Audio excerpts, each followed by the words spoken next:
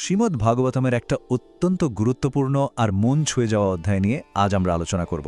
এই পর্বে আমরা দেখব হস্তিনাপুর থেকে শ্রীকৃষ্ণের বিদায়ের সেই মুহূর্তটা। এটা কিন্তু শুধু একটা যাত্রা ছিল না, এর মধ্যে জড়িয়েছিল ভক্তি, ভালোবাসা আর বিচ্ছেদের এক গভীর অনুভূতি। দেখুন, পুরো গল্পটা শুরুই হচ্ছে এই একটা প্রশ্ন দিয়ে। কুরুক্ষেত্র যুদ্ধের পর যখন যুধিষ্ঠির সিংহাসনে বসেছেন, তখন রাজ্যের অবস্থা ঠিক কেমন ছিল আর তারপর কি হলো? এই প্রশ্নটাই কিন্তু আমাদের আজকের আলোচনার প্রেক্ষাপট তৈরি করে দিচ্ছে। চলুন তাহলে প্রথমে একটু সেই সময় ফিরে যাওয়া যাক। একটা ভয়ঙ্কর যুদ্ধের পর যখন সবকিছু প্রায় ধ্বংস হয়ে গেছে, ঠিক সেই সময়ে শ্রীকৃষ্ণের আশীর্বাদে রাজা যুধিষ্ঠিরের অধীনে এক শান্তির রাজ্য তৈরি হয়েছিল। এটা ছিল একটা নিখুঁত সময়ের ছবি, মানে এমন একটা যুগ যেখানে প্রকৃতি আর সমাজ যেন একে অপরের হাত ধরে চলছিল, একদম পারফেক্ট হারমোনিতে। মানুষের জীবনে কোনো কিছুর অভাবই ছিল না, কারণ পৃথিবী নিজেই যেন মানুষের সব ইচ্ছে পূরণ করে দিচ্ছিল। সেই সময়ের সমৃদ্ধির লক্ষণগুলো শুনলে অবাক হতে হয়। মানে ভাবুন একবার, ঠিক যখন দরকার তখনই বৃষ্টি হচ্ছে, মাটি মানুষের সব ইচ্ছা পূরণ করছে, গাভীরা এতটাই দুধ দিচ্ছিল যে মাঠঘাট ভিজে যেত, নদী, সমুদ্র, পাহাড় সবাই যেন নিজেদের সব সম্পদ মানুষের জন্য উজাড় করে দিয়েছিল। আর সবচেয়ে বড় কথা কি জানেন? মানুষের মনে কোনো চিন্তা, অসুখ বা কষ্ট ছিল না। কিন্তু এই নিখুঁত শান্তির মধ্যেই এমন একটা ঘোষণা হলো যা সবকিছু ওলটপালট করে দিল। আর এখান থেকেই গল্পের আসল টানাপোড়েন শুরু হয়। তো হস্তিনাপুরে কয়েক মাস থাকার পর শ্রীকৃষ্ণ জানালেন যে তিনি এবার তার নিজের শহর দ্বারকায় ফিরে যাবেন। আর এই একটা ঘোষণাই যেন রাজ্যের শান্তিতে একটা বড় ঢেউ তুলে দিল। এই খবরটা শোনার পর তার পরিবার আর ভক্তদের মনের অবস্থা যা হয়েছিল তা হয়তো ভাষায় প্রকাশ করা খুব কঠিন। এই শ্লোকটা ঠিক সেই অসহ্য বিচ্ছেদের কষ্টটাকেই তুলে ধরেছে।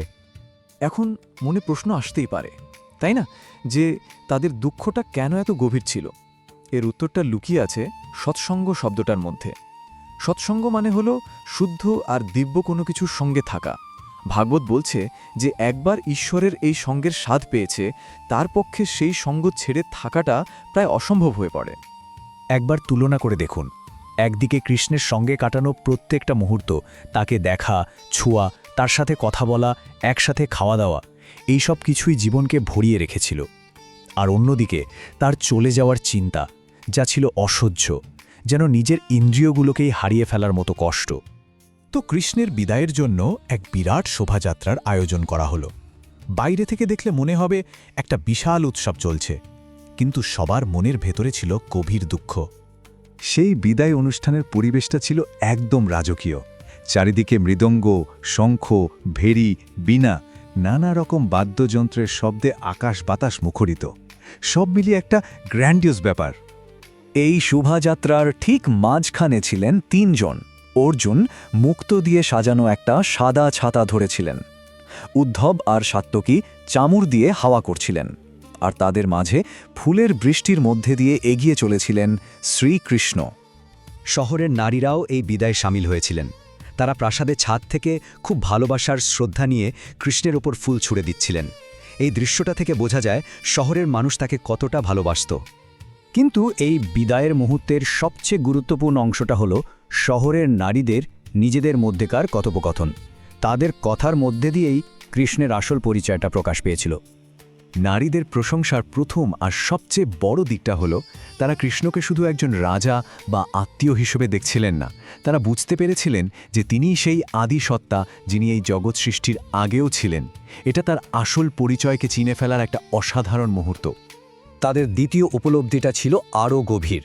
তারা বলছেন কৃষ্ণই এই গোটা ব্রহ্মাণ্ডের স্রষ্টা, পালক, আবার সংহারক। সব কিছুই তার শক্তিতে হচ্ছে। কিন্তু সবচেয়ে আশ্চর্যের ব্যাপার হলো, এত কিছুর পরেও তিনি নিজে কিন্তু সম্পূর্ণ নির্লিপ্ত থাকেন, ঠিক যেমন পদ্মপাতায় জল লেগে থাকে না। আর তৃতীয়ত, তারা কৃষ্ণের অবতার নেওয়ার কারণটাও ব্যাখ্যা করেন।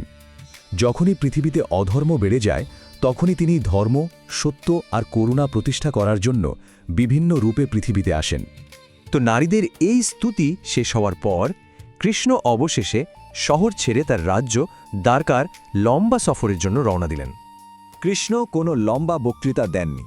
তিনি শুধু একটা হালকা, মিষ্টি হাসি দিয়ে নারীদের প্রশংসার স্বীকৃতি দিলেন। তার এই নীরব চাহনিটাই ছিল শহরের মানুষের ভক্তির প্রতি তার আশীর্বাদ। এরপর তিনি নিজের পথে এগিয়ে গেলেন। তার ফেরার পথটা ছিল একটা মহাকাব্যিক যাত্রা। তিনি কুরুজাঙ্গল, পঞ্চাল, সুরসেন, এমনকি সেই পবিত্র কুরুক্ষেত্র, এরকম অনেকগুলো প্রাচীন রাজ্যের মধ্যে দিয়ে গিয়েছিলেন। অবশেষে তিনি পৌঁছান তার নিজের রাজ্য আনর্তে। এই দীর্ঘ যাত্রাটা তার প্রভাবের বিশালতাকেই তুলে ধরে। এই পুরো গল্পটা একটা বিদায়কে কেন্দ্র করে তৈরি, কিন্তু একটা বিদায়ের মুহূর্ত ভালোবাসা আর ভক্তির আসল রূপ সম্পর্কে আমাদের কি শেখাতে পারে? হয়তো বিচ্ছেদের কষ্টের মধ্যেই আমরা সম্পর্কের গভীরতা সবচেয়ে ভালো করে বুঝতে পারি। এই প্রশ্নটা ভাবার জন্য রেখেই আজকের আলোচনা শেষ করছি।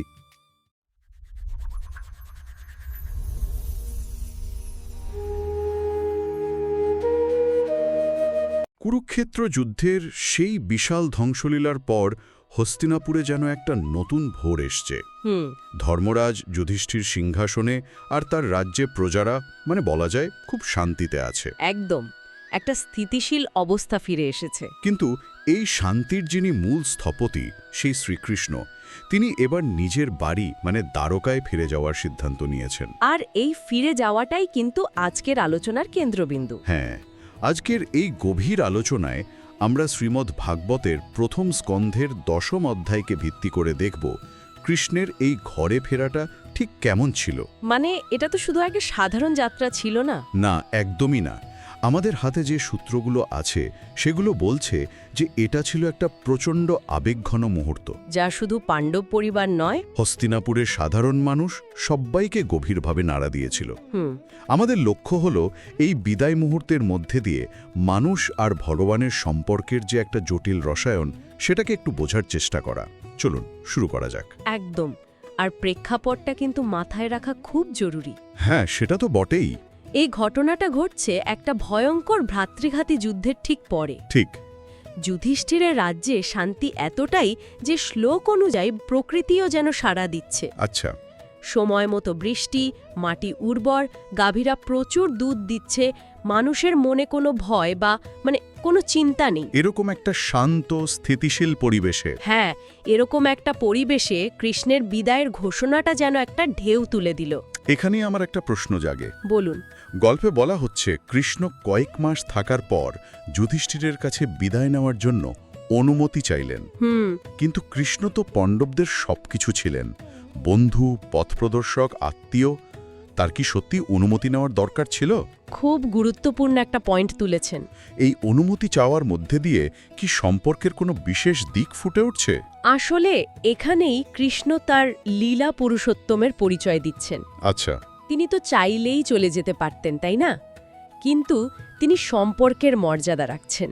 মানে যুধিষ্ঠিরকে রাজা হিসাবে সম্মান জানাচ্ছেন। রাজা এবং জ্যেষ্ঠ ভ্রাতা হিসেবে।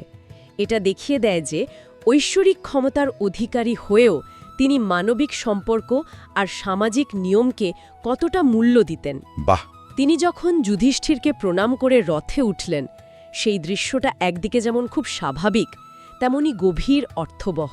আর এই বিদায়ের খবরটা যখন ছড়ালো, রাজ পরিবারের মধ্যে যে প্রতিক্রিয়া হলো, ওহ, তা তো প্রায় হৃদয় বিদারক। হ্যাঁ, সুভদ্রা, দ্রৌপদী, কুন্তি, গান্ধারী সকলেই মানে এতটাই বিহ্বল হয়ে পড়েছিলেন যে মনে হচ্ছিল তারা জ্ঞান হারাবেন। হ্যাঁ, কারণ এটা ছিল এমন একজনের সঙ্গ ত্যাগ করার মুহূর্ত যার সঙ্গ একবার পেলে আর ছাড়া যায় না।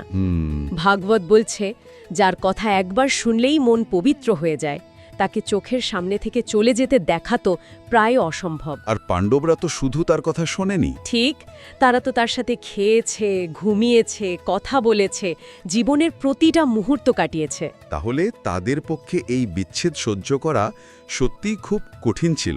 কঠিন তো বটেই। একটা খুব সুন্দর মনস্তাত্ত্বিক বর্ণনা আছে, জানেন? কিরকম? বলা হয়েছে পাণ্ডবরা স্নেহ আর ভক্তিতে এতটাই বাধা পড়েছিলেন যে তারা পলক্ষীন চোখে শুধু কৃষ্ণের দিকে তাকিয়েছিলেন। আর রাজবাড়ির নারীরা? তারা ভেতরে ভেতরে কাঁদছিলেন, কিন্তু চোখের জল ফেলছিলেন না। এর কি কোনো বিশেষ কারণ ছিল? হ্যাঁ, তাদের মনে একটা ভয় কাজ করছিল যে বিদায় বেলায় কান্না বা চোখের জল যাত্রার জন্য অশুভ হতে পারে। আচ্ছা আচ্ছা, এটা তো খুব চেনা একটা অনুভূতি, তাই না? একদম। অনেক সময় আমরা প্রিয়জনকে বিদায় জানানোর সময় চোখে জল আসতে দিই না, পাছে যাত্রাটা খারাপ হয়ে যায়। এই ভয়টা আসলে ভালোবাসারই একটা রূপ। ঠিক, তারা নিজেদের কষ্ট চেপে রেখেও প্রিয়জনের মঙ্গল চাইছেন। এই তো গেল রাজপরিবারের ভেতরের কথা, কিন্তু প্রাসাদের বাইরে সাধারণ মানুষের মধ্যে কি হচ্ছিল? সেখানেও এক অন্য চিত্র। হ্যাঁ, হস্তিনাপুরের রাজপথে তো এক বিশাল শোভাযাত্রার আয়োজন করা হয়েছিল। হ্যাঁ, এবং সেই শোভাযাত্রাটা ছিল এক অদ্ভুত আবেগের মিশ্রণ। কিরকম? একদিকে মৃদঙ্গ, শঙ্খ, ভেরি, বীণার মতো বাদ্যযন্ত্র বাজছে, যা উৎসবের ইঙ্গিত দেয়। কিন্তু এই উৎসবের সুরের নিচেই তো লুকিয়েছিল বিচ্ছেদের এক গভীর বেদনা। একদম। এই বিশাল আয়োজনটা শুধু রাজকীয় প্রথা ছিল না, এটা একটা অদ্ভুত জিনিস দেখাচ্ছে। বাইরে উৎসবের ধুমধাম, কিন্তু ভেতরে সবার মন জোরে বিচ্ছেদের যন্ত্রণা। মানে হস্তিনাপুর শহরটা যেন বাইরে থেকে হাসছিল, কিন্তু ভেতর থেকে কাঁদছিল। খুব সুন্দর বলেছেন, ঠিক তাই। আর প্রাসাদের চূড়া থেকে যে দৃশ্যটা বর্ণনা করা হয়েছে সেটাও খুব জীবন্ত। হ্যাঁ, কুরুবংশের নারীরা প্রাসাদের ছাদে উঠে এসেছেন আর প্রেম, লজ্জার মৃদু হাসিতে ভরা দৃষ্টিতে কৃষ্ণের ওপর ফুল ছুঁড়ছেন। ঠিক। আর শোভাযাত্রার খুঁটিনাটি বিষয়গুলো খুব প্রতীকী। যেমন কৃষ্ণের প্রিয় সখা অর্জুন মুক্তোর ঝালর দেওয়া শ্বেতছত্র ধরে আছেন। আচ্ছা, উদ্ধব আর সাত্তকীর মতো ঘনিষ্ঠ জনেরা চামর দোলাচ্ছেন। পুরো পথ ফুলে ফুলে ঢাকা। এই প্রত্যেকটা দৃশ্য আসলে কৃষ্ণের প্রতি হস্তিনাপুরবাসীর গভীর ভালোবাসা আর শ্রদ্ধার বহিঃপ্রকাশ। একদম।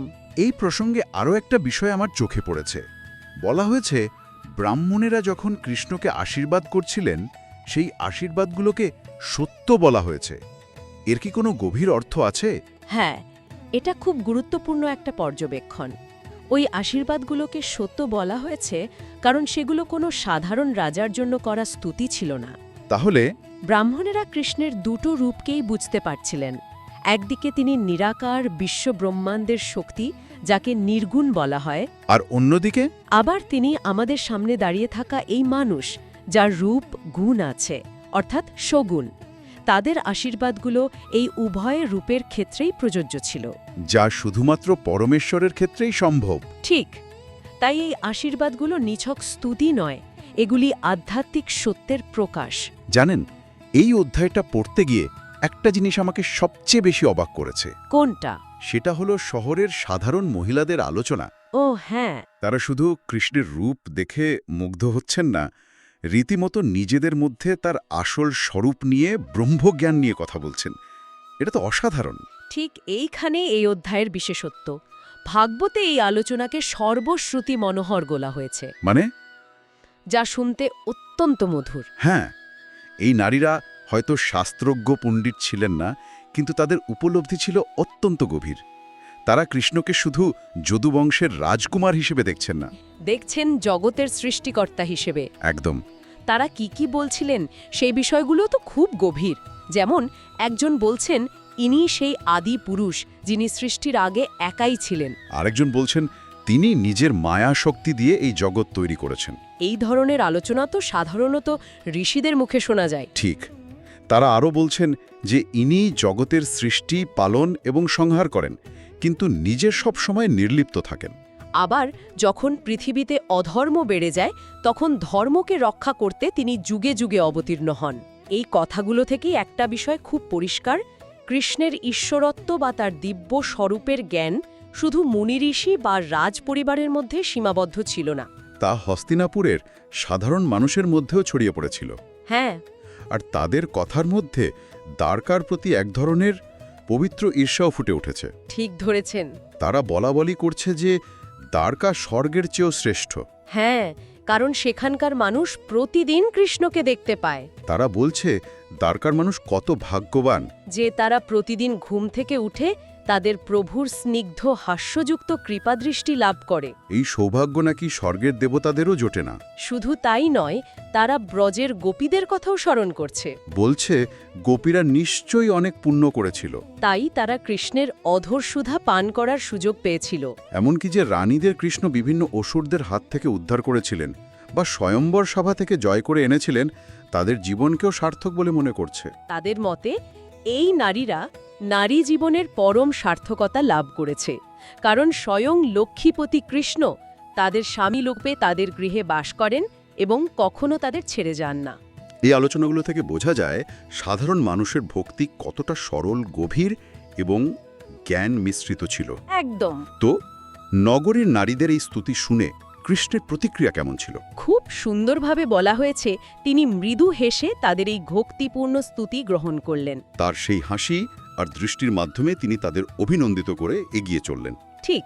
এর পরের ঘটনাটা আমার কাছে সবচেয়ে বিস্ময়কর এবং কিছুটা বিরোধাভাসী মনে হয়। যুধিষ্ঠিরের ব্যাপারটা তো। হ্যাঁ, ধর্মরাজ যুধিষ্ঠির, যিনি জানেন যে কৃষ্ণ স্বয়ং ঈশ্বর, জগতের রক্ষাকর্তা, তিনিই কিনা স্নেহের বশে কৃষ্ণের সুরক্ষার জন্য তার পেছনে একটি চতুরঙ্গিনী সেনা পাঠালেন। এটা কি করে সম্ভব? এটাই তো মানব সম্পর্কের সবচেয়ে সুন্দর দিক। যুধিষ্ঠির এখানে রাজা বা জ্ঞানী নন, তিনি একজন স্নেহশীল বড় ভাই। আচ্ছা, জ্ঞান বলছে যে কৃষ্ণকে রক্ষা করার কোনো প্রয়োজন নেই, তিনি নিজেই রক্ষাকর্তা। কিন্তু ভালোবাসা বা স্নেহ সেই যুক্তি মানে না। মানে ভালোবাসার স্বাভাবিক প্রবৃত্তি হলো প্রিয়জনকে রক্ষা করা। একদম, তার যত্ন নেওয়া। তাই যুধিষ্ঠির শত্রুদের থেকে বিপদের আশঙ্কায় একটা পূর্ণাঙ্গ সেনাবাহিনী, মানে রথ, হাতি, ঘোড়া আর পদাতিক সৈন্য পাঠিয়ে দিলেন। কিন্তু এটাকে কি অন্যভাবেও দেখা যায়? এই যুধিষ্ঠিরের মতো একজন জ্ঞানী মানুষও কি তাহলে মায়ার ঊর্ধ্বে নন? খুব ভালো একটা প্রশ্ন। ঈশ্বরকে রক্ষা করার চিন্তাটাই তো এক ধরনের মায়া, তাই না? চমৎকার প্রশ্ন। হ্যাঁ, একে এক ধরনের যোগমায়া বা প্রেমের মায়া বলা যেতে পারে। প্রেমের মায়া। এটা সেই মায়া নয় যা মানুষকে অজ্ঞানে ডুবিয়ে রাখে, বরং এটা সেই প্রেম যা ভক্তকে ভগবানের সাথে মানবিক সম্পর্কে আবদ্ধ করে। ও, এই মায়ার কারণেই মা যশোদা জগৎপতি কৃষ্ণকে দড়ি দিয়ে বাঁধার চেষ্টা করেন, বা অর্জুন তাকে সখা হিসেবে দেখেন। আচ্ছা। যুধিষ্ঠিরের এই কাজটা তার জ্ঞানের অভাব প্রমাণ করে না, বরং কৃষ্ণের প্রতি তার গভীর নিখাদ ভালোবাসাকেই প্রমাণ করে। তাহলে এই মানবিক মুহূর্তগুলোর পরেই চূড়ান্ত বিদায়ের পালা এলো। হ্যাঁ, কিছু দূর যাওয়ার পর কৃষ্ণ খুব ভালোবাসার সাথে পাণ্ডবদের এবং অন্যান্য আত্মীয়দের ফিরে যাওয়ার অনুরোধ করলেন। তারপর তিনি তার নিজের সঙ্গী অর্থাৎ উদ্ধব, সাত্যকী ও অন্যান্য যদুবংশীয়দের নিয়ে দ্বারকার পথে যাত্রা শুরু করলেন। এরপর তো তার দীর্ঘ যাত্রাপথের একটা বর্ণনা দেওয়া আছে। হ্যাঁ, কুরুজাঙ্গল, পাঞ্চাল, সুরসেন, যমুনার ধার দিয়ে নানান অঞ্চলের মধ্যে দিয়ে তার যাত্রা। ঠিক। এই বর্ণনা থেকে তখনকার ভূগোলের একটা ধারণা পাওয়া যায়। আর পথের বিভিন্ন জায়গায় স্থানীয় মানুষ, হ্যাঁ, স্থানীয় রাজা ও সাধারণ মানুষেরা তাকে অর্ঘ্য দিয়ে, উপহার দিয়ে সম্মান জানাচ্ছিল। অবশেষে দিন শেষে সূর্য যখন পশ্চিমে অস্ত যাচ্ছে, তখন তিনি নিজের রাজ্য আনর্ত প্রদেশে প্রবেশ করলেন, অর্থাৎ যেখানে দ্বারকা অবস্থিত। এভাবেই একটা দীর্ঘ এবং আবেগঘন যাত্রার শেষ হল। আজকের এই আলোচনায় আমরা দেখলাম শ্রীকৃষ্ণের হস্তিনাপুর থেকে দ্বারকায় প্রত্যাবর্তন শুধু একটা ভ্রমণ ছিল না। না, একেবারেই না। এটা ছিল ভক্তি, দর্শন আর গভীর মানবিক আবেগের এক অসাধারণ মেলবন্ধন। একদিকে যেমন যুধিষ্ঠিরের আদর্শ শাসনের রাজ্যের সমৃদ্ধির ছবি আমরা পাই, তেমনি সেই রাজ্যের প্রাণকেন্দ্র চলে যাওয়ায় সবার বিহল অবস্থাও দেখতে পাই। আর এই অধ্যায়ের সবচেয়ে বড় চিন্তার খোরাকটা হলো ওই বিরোধাভাস বা প্যারাডক্স। ঠিক। একদিকে হস্তিনাপুরের সাধারণ মারিরা পর্যন্ত কৃষ্ণকে সর্বশক্তিমান জগতের সৃষ্টিকর্তা হিসেবে চিনতে পারছেন এবং সেই অনুযায়ী তার স্তুতি করছেন। আর অন্যদিকে ধর্ম ও জ্ঞানের শ্রেষ্ঠ উদাহরণ মহারাজ যুধিষ্ঠির সেই সর্বশক্তিমানের সুরক্ষার জন্য একটা সেনাবাহিনী পাঠাচ্ছেন। ঠিক। এই আপাত বিরোধী দুটি চিত্র আমাদের কি শেখায়? এটা কি কেবলই মানুষের স্নেহ আর ভালোবাসার প্রকাশ, যা সব যুক্তি আর জ্ঞানকে ছাপিয়ে যায়? নাকি এর মাধ্যমে এটাই বোঝানো হচ্ছে যে ঈশ্বরকে আমরা যতই অসীম, সর্বশক্তিমান হিসেবে জানি না কেন, আমাদের হৃদয়ে তার প্রতি যে ভালোবাসা জন্মায়, তা সবসময় তাকে রক্ষা করার, তার যত্ন নেওয়ার একটা মানবিক আকাঙ্ক্ষা তৈরি করে? এই প্রশ্নটাই হয়তো এই অধ্যায়ের মূল সুর, যা আমাদের ভাবনার জন্য রইল।